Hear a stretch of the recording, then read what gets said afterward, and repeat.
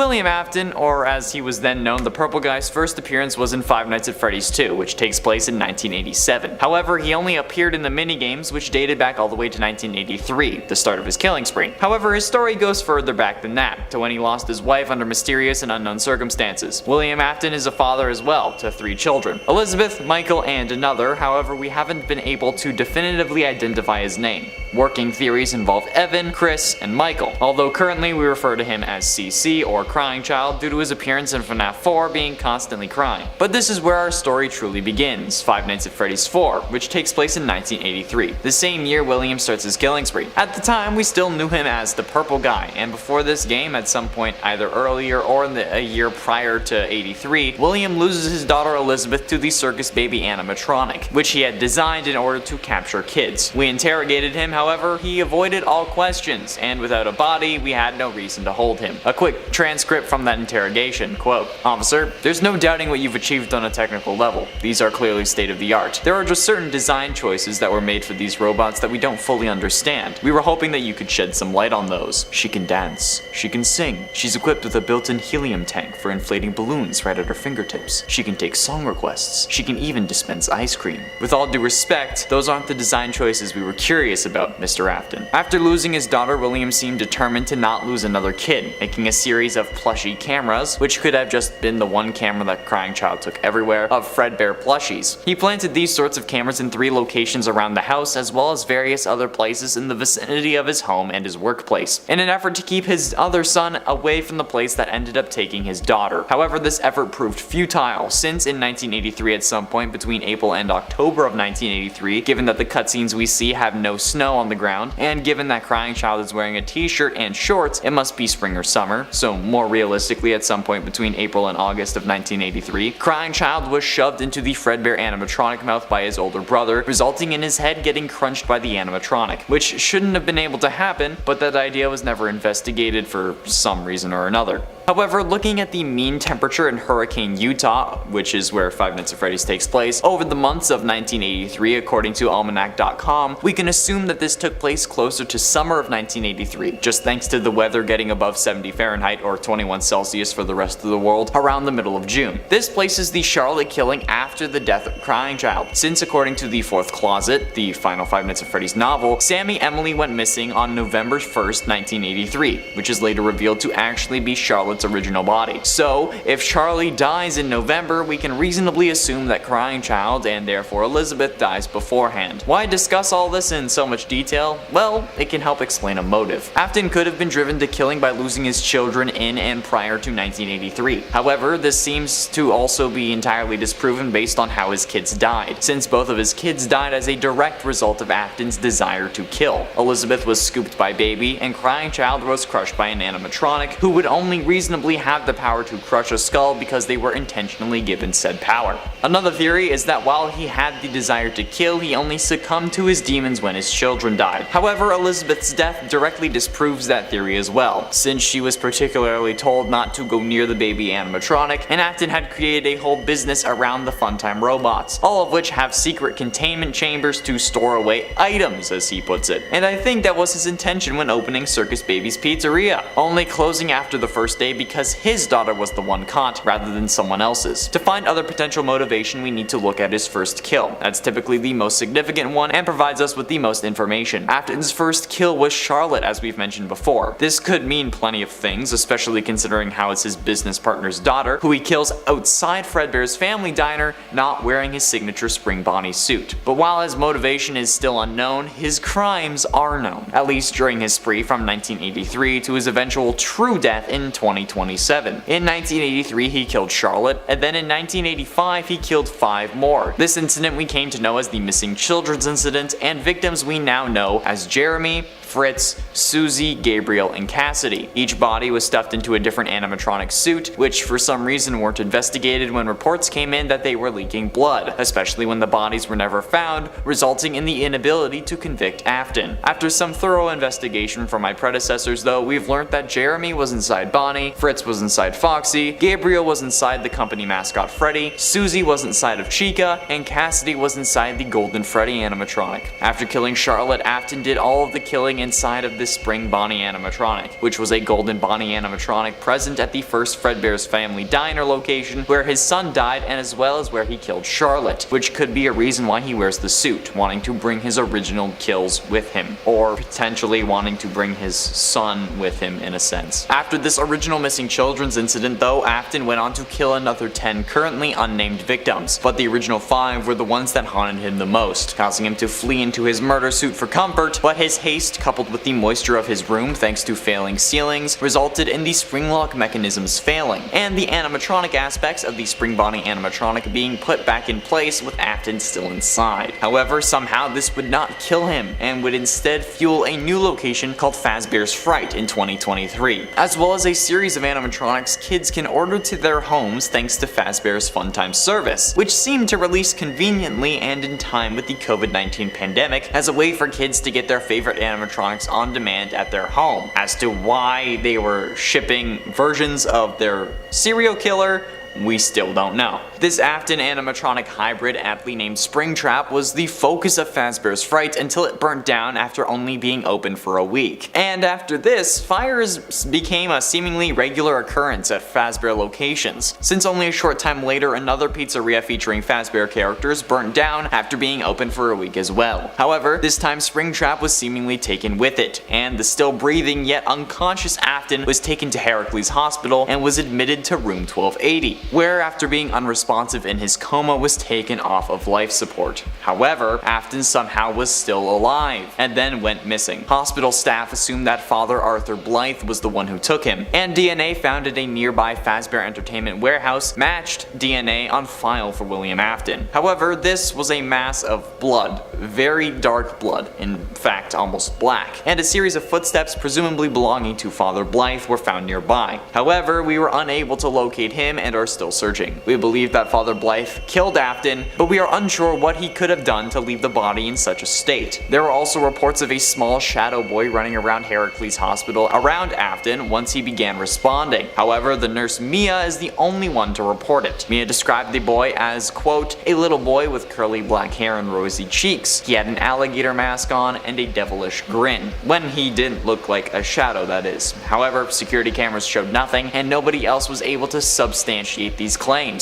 This idea came to me thanks to the Freddy and Friends On Tour episode 4 glitches that ended up revealing Glitch Trap when you assembled them like a puzzle, which I found out on my own despite people in the comments claiming someone on Reddit already did it. I couldn't find the post when I saw these comments, okay, so in my mind I did it first. Anyways, this made me think about just what abilities Glitch Trap could have now that he's sentient code that can apparently possess people who put on a VR headset, and honestly, I think with that ability to possess people as code, not even as a spirit, just as code, makes him literally able to do anything. But if we want to keep at least some element of realism, we can say that he can possess people, but he would have to return to the game. He couldn't go directly from a person to something else, which would kind of make sense. Now, how could Glitch Trap operate post FNAF VR and prior to the release of Security Breach, since this theory doesn't really involve that game?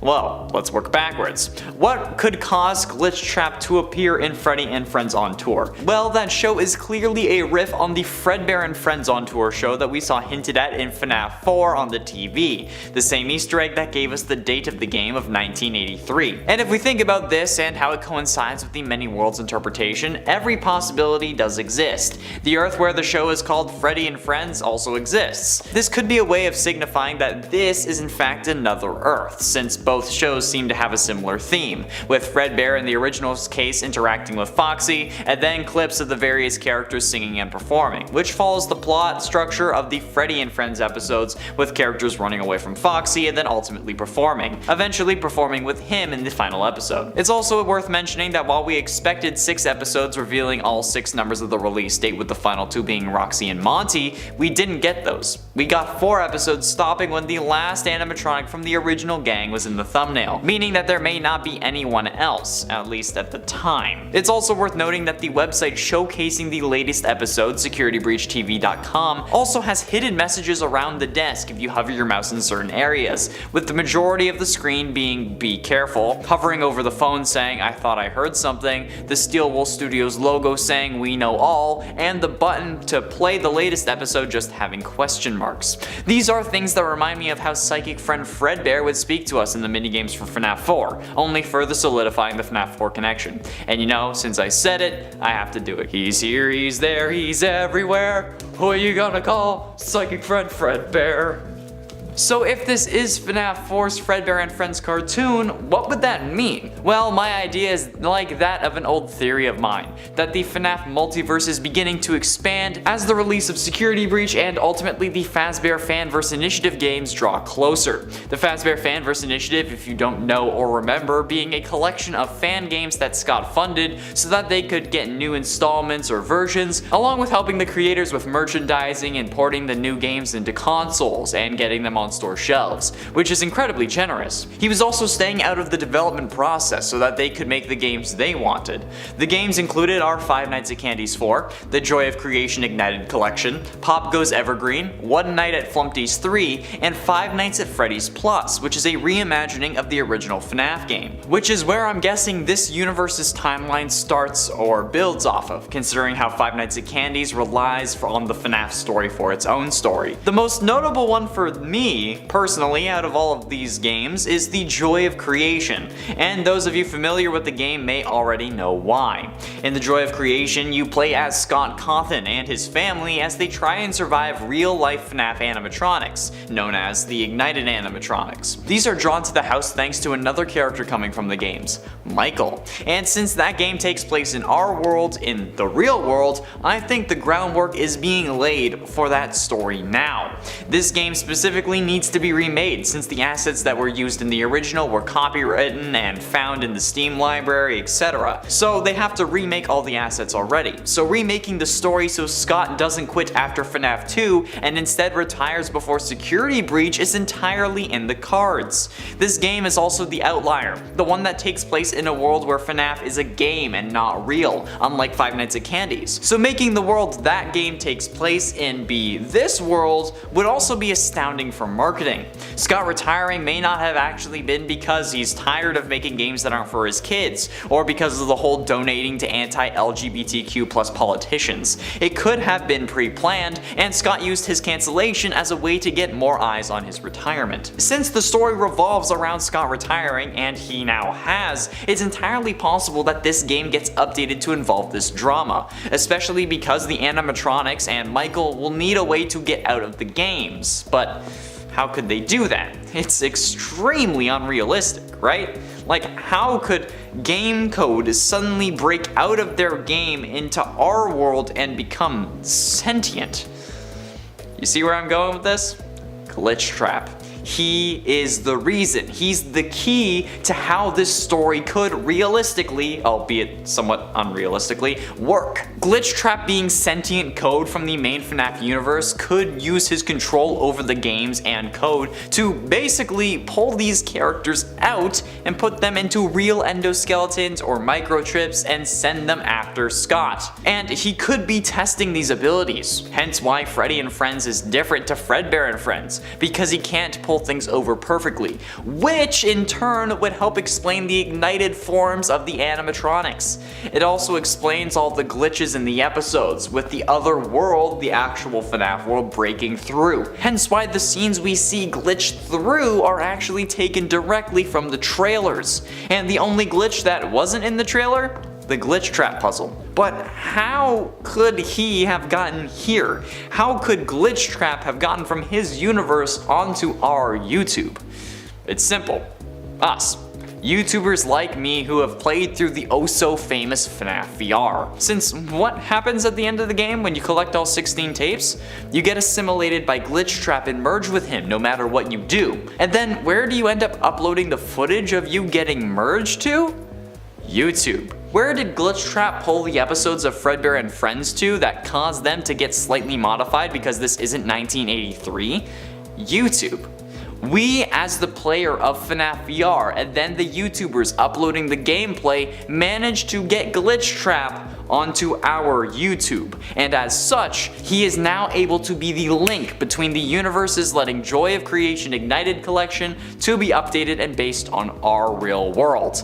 I personally don't think that Scott was really retiring. I believe that at least it started out as that plan, but maybe now he enjoys the life, so he may just stick to it. Who knows? well, only Scott. And Scott Cawthon isn't known for talking clearly. Number 10. Corruption. One of the things we learn in our fight against William Afton is that he seeks to corrupt other animatronics, even good animatronics like Glamrock Freddy, who is pretty much our ally throughout the game and ultimately wants to help us get out of the Pizzaplex safely. In the final boss fight, Afton in his current in-game form will attempt to take control of Glamrock Freddy, and we have to try and harm him to prevent him from doing so. You know that he was successful when Freddy's eyes glow purple. If this happens, he will attempt to harm instead of help Gregory, aka you. Number 9. An army of animatronics. While you can try to prevent Glamrock Freddy from becoming corrupted, there are some animatronics that you can't really save from Afton's influence. Eventually, Glamrock Chica, Roxanne Wolf, and Montgomery Gator will all join him in his attempt to attack Gregory. The Blob, or I guess the Freddy amalgamation if you prefer, also seems to be in league with Afton, at least initially in the game. Although they are not specifically controlled by Afton, which means they either simply want to join Afton's cause because they believe in it for some reason, or have their own reasons for lashing out at young Gregory. The other animatronics don't seem to be in control of their behavior and are more like William Afton's puppets, completely controlled and willed to cause harm by Afton himself, likely going against their own initial programming. Number 8. Hunter. While later on Afton mainly relies on his influence over the other animatronics to do his bidding, initially he was involved, possibly directly, in taking out any Fazbear employees who came to investigate just what he was up to in the tunnels below the Pizzaplex. Large quantities of power were being drained down there, and when employees were sent to investigate, none of them managed to ever return apparently. This implies that they were all killed, likely by Afton himself in his new form as Burntrap, or some lesser form of him perhaps as he bided his time becoming Burntrap, improving his appearance and gaining more and more power. Improving his appearance. Ugh. It's not really improved, he's pretty gross. And as he gained more and more power, literally with electrical power, and on an influential scale. Number 7. New voice actor. An interesting detail when it comes to the character's evolution in Security Breach is that it seems like Michael Curtis was going to be the voice of William Afton. From the trailers, that is what was implied. At least that's definitely what I was picking up on. And yet before, the main voice actor for William Afton, the one that we'd come to know from Sister Location at least, was PJ Haywood. The even stranger thing is if William Curtis was meant to play the role of William Afton, and the lines he uttered in the trailer, which hackers have claimed in the files are actually linked to Burntrap within the game, then why didn't he actually get to do those lines in the games? It seems like there must have been a directional shift when it came to the content that it was suggested we were going to get. It seems, based on the trailers, that Afton, Vanny, and possibly the security guard Vanessa were all going to play more important and prevalent roles in the game. It also kind of seems like we could have gotten one of two ways, with either like Vanessa helping us or Freddy helping us. Or maybe there's a version of the game where they both help us, I don't know. And yet we didn't see as much from any of these characters as we thought we would. Or at least we didn't see what we thought we would from them. So were the whole scenes that Curtis recorded lines for tossed? Or was the direction changed much earlier on? Is Curtis's voice really even meant to be William Afton? Or is this supposed to be some other character? I know this is more questions than answers, but this is another case where knowledge kind of just leads to more theories and speculations than any correct answers. Number 6. Burntrap. This version of William Afton is known as Burntrap. Burntrap is an amalgamation of a bunch of different animatronics, and I believe we actually found the name Burntrap through hacking the game and through looking at the file names. Burntrap is actually a withered Spring Bonnie suit that also has endoskeleton parts from Springlock, Glamrock, and Nightmare animatronic builds as well. Of course, the corpse of William is also permanently bonded with this suit as well, and much of his corpse beneath is visible because of just how withered the suit is. Very little of the suit is still visible, and you can even see all of Afton's skeletal looking gum exposed bottom jaw, as the suit no longer has its bottom jaw attached. Ew. Number 5. Rescued at the last moment. It's very unlikely that William Afton is actually dead. Although we talked about that being what seems to happen on the part 1 of this list, when it comes to Afton's fate and him being attacked by the Freddy amalgamated blob and pulled back deeper into the ruins as everything caved in around them, it's also just as likely that the blob was maybe saving Afton instead. After all, while the blob may be a monster, they also seemingly lashed out along with Burntrap originally, and they are after all an amalgamation amalgamation of his creations. They also tried to kill Gregory. You can die from the blob. Freddy is kind of like William's child as well, and it's possible that even while horribly disfigured, they still felt an allegiance to their creator. Perhaps at the last minute the blob is trying to save Afton. Although it looks like they are pulling Burntrap further in towards this cave-in, they could also know of an escape route that was simply safer than the one Gregory and Glamrock Freddy seemed to be taking, and they could be attempting to pull Afton towards safety instead so that he could escape and live another day. Although, to be honest, I feel like he's lived enough days. However, this would possibly allow Afton to return in future games. Number 4. The Ruins. Where did William Afton as Burntrap come from? Well, it seems in the game that Vanny was tasked with recovering his body, digging up the ruins of Freddy Fazbear's Pizza Place, which the Mega Pizzaplex happens to have built on top of. Recruiting the Glamrock animatronics against their will, she brings them to the ruins of Freddy Fazbear's and has them dig something up. Likely that something is William Afton's tattered corpse. It's gotta be really tattered at this point. That is how he is able to return with Vanny's help and some convenient construction with the Pizzaplex being built on top of the Pizza Place. Although this likely was also part of his greater plot as Glitchtrap. Fazbear may have still held the deed to that land and, they decided that they should just make use of it instead of selling that lot and then buying a new one to build on. Makes sense. Although I imagine they would have had to buy more land around it as well, because the Pizzaplex is massive. Number 3. Elizabeth Afton and William Afton team up. It's also very possible that Elizabeth Afton and William Afton have both managed to somehow live on and continue to survive. Heck, even Michael Afton could be, mixed in there somewhere for all we know. While Elizabeth Afton was supposed to have been freed in spirit at the end of Pizzeria Simulator, the blob seems to be an amalgamation of many Freddys and all the other animatronics that were burned at the ending of that game. That would include Circus Baby as well. What if the blob struggled with whether or not to fight William, as within the tangled mess there were various consciousnesses with various allegiances, but in the end Circus Baby won out and decided to save him because she's still maybe part Elizabeth? The fact that the blob even seems to have some kind of will of its own seems to imply that the spirits within those animatronics somehow lingered and were not fully, at least, freed, which could mean we could see the return of Circus Baby teaming up with her dad in the future. Sounds terrifying.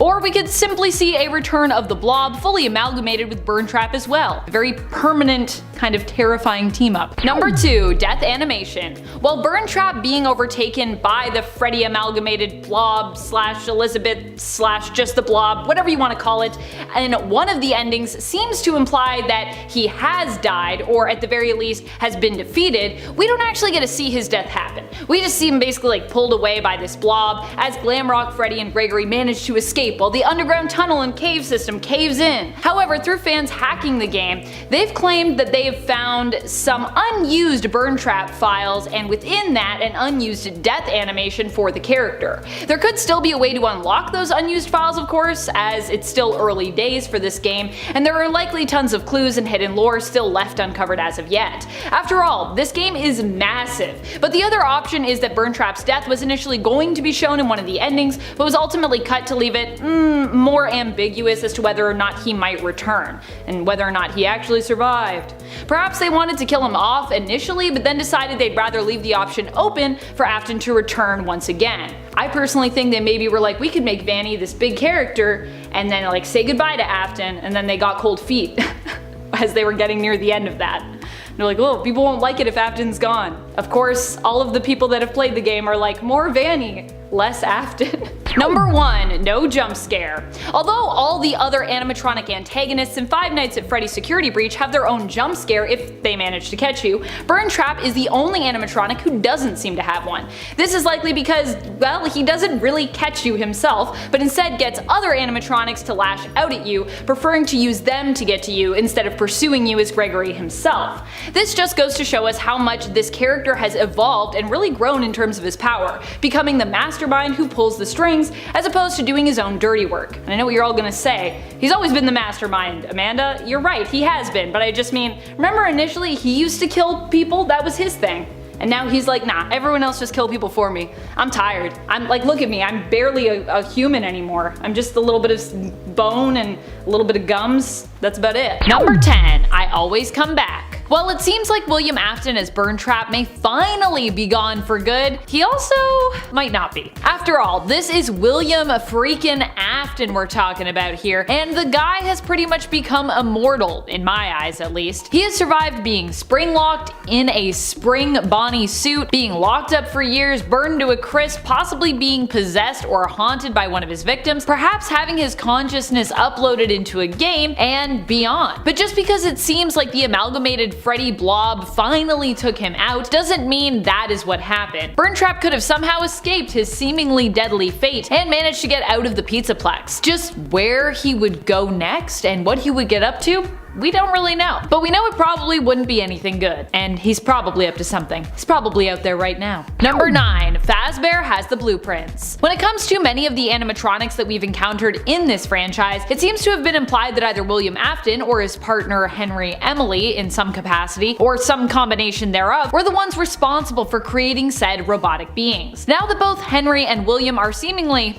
gone, however, it is interesting to see Fazbear apparently thriving with both their own meta game that appears to exist within the universe, with Help Wanted, and also with their new establishment, the Freddy Fazbear Mega Pizzaplex. Considering we also have seen new animatronics here, it must mean that Fazbear Entertainment is now the one behind making these animatronics, and it seems to be implied that as such they have secured the blueprints for the original animatronics and were able to use them to create new ones like Montgomery Gator and Roxanne Wolf. Either that or these are like old animatronics that they've updated, but I feel like it's implied that these are completely fresh, so they made them themselves. This means that William and Henry are really no longer needed with this company, although we don't know if either remains attached at all financially to Fazbear, or even attached to their founding story or their history. However, this also opens up the possibility of someone else at the head of Fazbear becoming corrupt and turning evil. Maybe there'll be a new William Afton one day. And friends, before we move on to this next spot, if you are loving this list and you want more lists like it, I don't know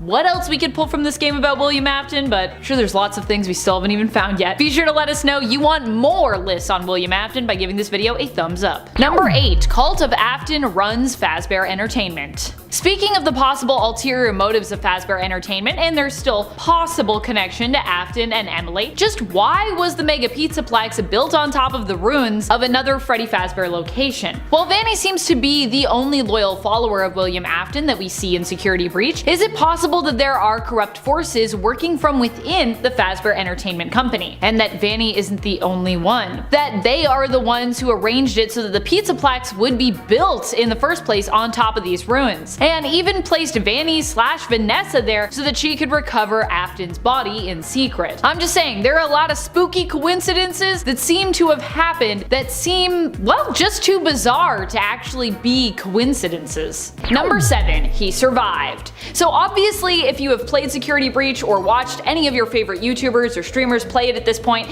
you know that William Afton managed to survive and make it into the game. Not only that, but his physical body even manages to somehow be around. I know, I'm like, isn't this thing completely destroyed at this point? Apparently not. It shows up once more fused with an animatronic suit, managing to have survived all the awful things that have happened to it, like being spring-locked and burned alive. I think he was burned alive twice actually, and also possibly possessed or cursed, depending on which continuity you subscribe to.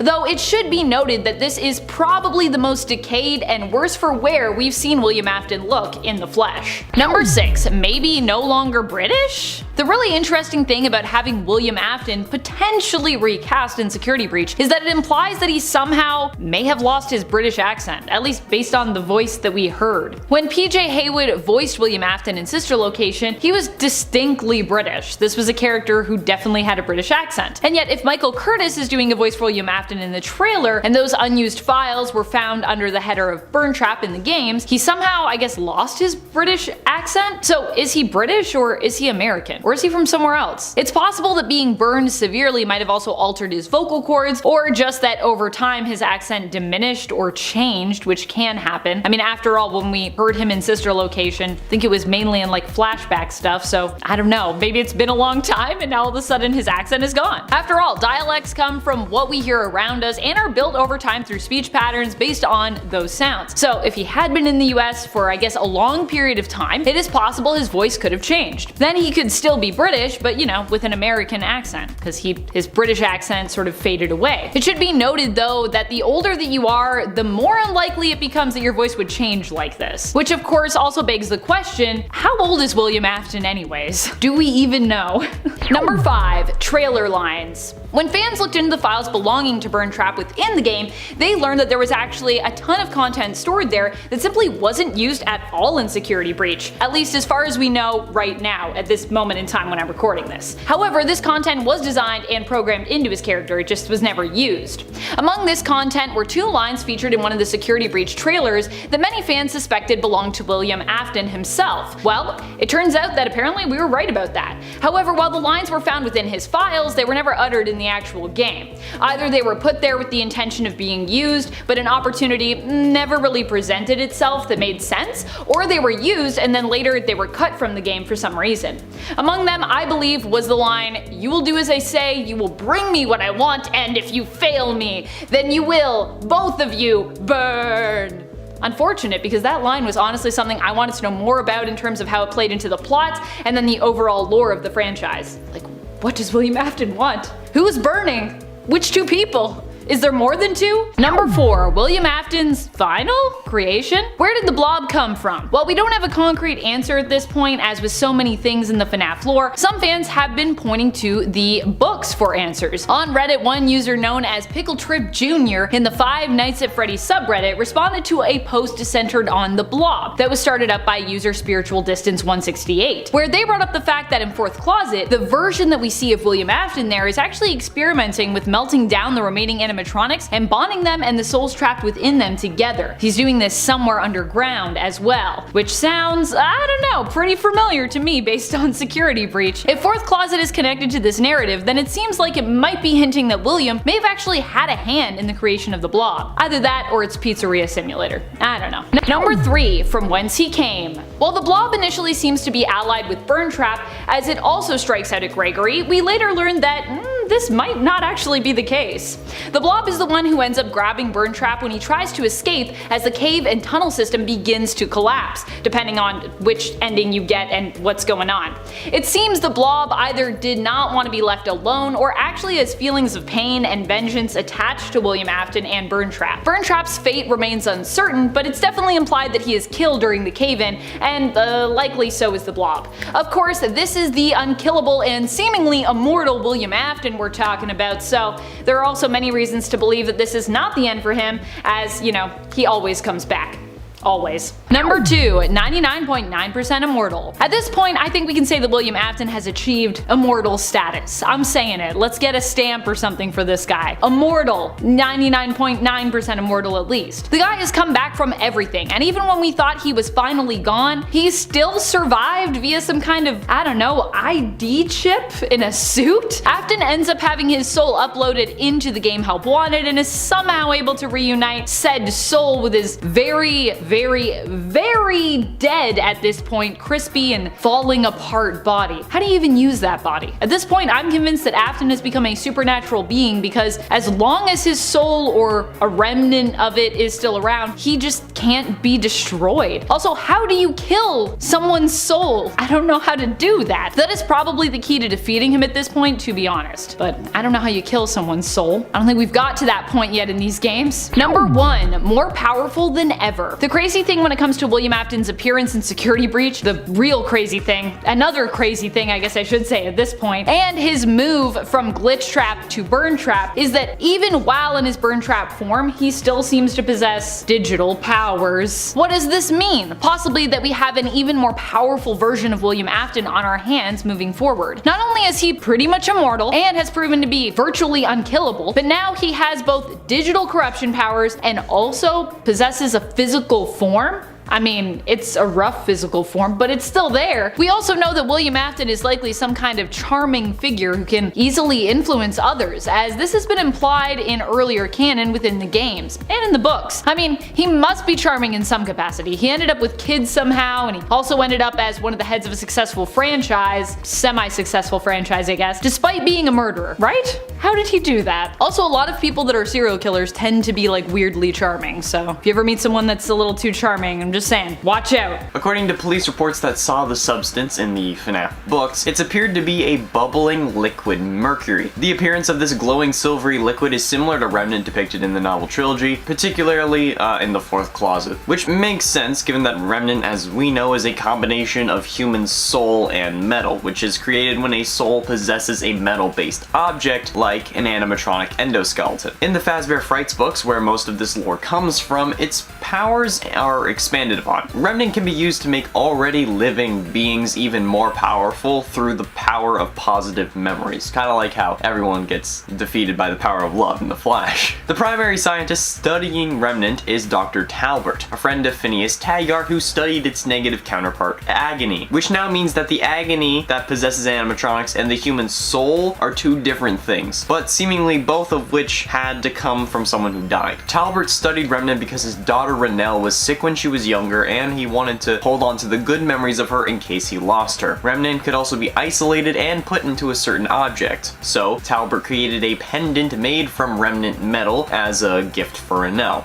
Keep in mind that this Remnant is also just a form of metal. It's kind of like a metal compound, like Damascus steel, but instead of a lot of layers of steel, it's metal and souls melted down, and then that is liquid Remnant, but then as a solid, I guess you could say it's a Remnant nugget. It's unclear how Dr. Talbert got his hands on such a large amount of Remnant, but he had a steady supply that somehow was consistently delivered to his house. This also got the attention of an evil entity named Eleanor, who was introduced, or I guess created in the story to be beautiful from 1:35 a.m., the second Fazbear Frights book. Her goal was to obtain Remnant for herself to become even more powerful so that she could spread pain and suffering across the world using the power of positive vibes. However, what we currently know about Remnant and Agony tells us that to destroy it properly, we need to burn it. Hence why there have really been so many fires in this series. FNAF 3, 6, and 9 all end with something or someone getting set on fire. FNAF 3's fire was all about dealing with Springtrap, and FNAF 6 was about putting everyone who knew about the atrocities that occurred at Freddy's to rest, and sending William to hell. And then, in FNAF 9, we burn Trap multiple times to get him to stop possessing Freddy, and to again try to kill him. Because Gregory is not above killing. That's a topic for another day. And this is because Henry learned that the only way to destroy Remnant and put these beings to rest was through fire. But is that really how we deal with these animatronics and people? Because like, while 9 out of 10 doctors recommend Crest Pro Health toothpaste, 3 out of 3 FNAF fires haven't worked. We have been told that fire is the only thing that is hot enough to burn off Remnant and to actually destroy it, aside from the fact that matter cannot be created nor destroyed, but it's also been described as a liquid metal. Liquid metal is a hell of a lot hotter than your typical run-of-the-mill gasoline fire, trust me, okay? I have the expertise in this department, so in essence, every single animatronic who is supposed to be set free by a cleansing fire hasn't been so far. The only time we've seen souls actually be put to rest is in FNAF 3's Happiest Day minigame, which involved no fire and just putting the souls to rest by giving them what they wanted, a birthday party. But how could that be possible? Like, Dr. Talbert wouldn't lie to us. He's researching so his little girl wouldn't die, right? Well, this is where this theory starts to blow your mind. I don't think that Dr. Talbert, as described in the FNAF Fazbear Frights books, is a real person. Or rather, I don't think that Dr. Talbert is truly his name. Let's think about it. Who else do we know with a daughter in a compromising position who would have an endless flow of Remnant from an undisclosed source and a close personal friend working as his opposite? That's right, ladies and gentlemen, William frickin' Afton. William Afton, my friends, is the true identity of Dr. Talbert. William is no stranger to using aliases either. Remember Dave Miller from the Silver Eyes? Exactly. And this connection only gets stronger the more you look at it. See, Talbert's daughter ends up being impersonated by Eleanor, who in the Fazbear Frights books is, like, described to be Baby. She's described as basically Baby, just with a longer neck. So both daughters in this scenario also end up becoming Baby at some point. Renelle through being impersonated, and Elizabeth when she possessed Baby through, you guessed it, Remnant. And Talbert and Eleanor are attacked by the Stitch Wraith. What does that relate to? Perhaps the son, who is part animatronic that's been working to undo his father's plans? Michael? Have we seen the animatronics in the games? No, so how can we take any of what's being said in the Fazbear Frights epilogues as fact? The baby blob turned out to be real, but everything else could simply be a metaphor. And Renelle might not even be meant to represent Elizabeth. It could be meant to represent Crying Child, making Eleanor Elizabeth and the Stitch Wraith Michael, and honestly, that sounds like a much more plausible solution than what's being described in these books, especially with the revelation that Gregory could, again, be a rebuilt Crying Child robot, because all these experiments with Remnant worked. If this was truly describing William and Crying Child and Michael and Elizabeth, this would make perfect sense with the story. This is like a recap of what's been going on with FNAF. FNAF 4, Crying Child dies. So William promises that he will put him back together by finding Remnant after he kills the 5 missing children, and then disassembling them in FNAF 3's minigames when he releases the spirits and then gets trapped in the Springlock suit. But then we also learn in the original novel trilogy that the Remnant from the original 5 animatronics was injected into the Funtime animatronics. So while the Funtime animatronics have the souls of the 5 missing children all combined into one, they also are serving as an experiment for how he can use it to bring back his son. And he even injects Eleanor, who was impersonating Renelle, with the Remnant, just as he recreates Crying Child into Gregory. So here's how I see it. William as Talbert through, I'm guessing, just journals that Henry just somehow stumbled onto were made to spread the rumor of Remnant needing to burn, to be destroyed, so that if Henry ever tried to stop William, he wouldn't be able to. That's why William knows he'll always come back. He's rigged the game, and in doing so, ensured the survival of himself, his daughter, and his 2 sons. Renelle is a representation of Crying Child, having been bitten at his birthday party in 1983 that William is trying to save. Eleanor is the power-hungry daughter Elizabeth that only wants the Remnant for herself, even willing to abandon her father to die to live another day, as we see with the Afton amalgamation, or even kill her father, as we potentially see at the end of the true FNAF Security Breach ending. And the Stitch Wraith is Michael, at first misunderstood, killing his creator like Michael tried in the FNAF 3 and 6 Fire, but in reality trying to right the wrongs of his father before him and bring peace to his family. And as we see in Security Breach, they accomplished their goals. Gregory, representing Crying Child, is back. He and Freddy, representing Michael, stopped William, and Vanny, Elizabeth, gets to fight another day.